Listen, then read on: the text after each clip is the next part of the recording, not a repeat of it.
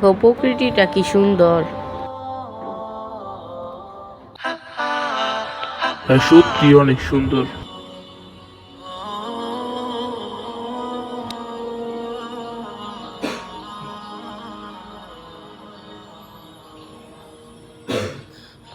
তুই হাসছিস কেন? আজকে তো একটা কাম করে আলছি বন্ধু, জানোস? তাহলে শোন। এই কাকার কাছে তো মেলাটা সুপারি ধরছে, বিনা মাল্লায় চলবো? ওই জায়গা খুঁজ পাইতো না।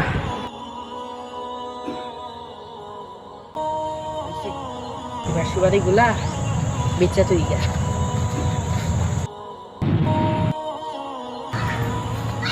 ভাই সুপারি গুলো নিবেন? কত দিয়ে লাগবো? 150। চুরির মাল 100 টাকা হলে ক্ষতি কি? নেবে।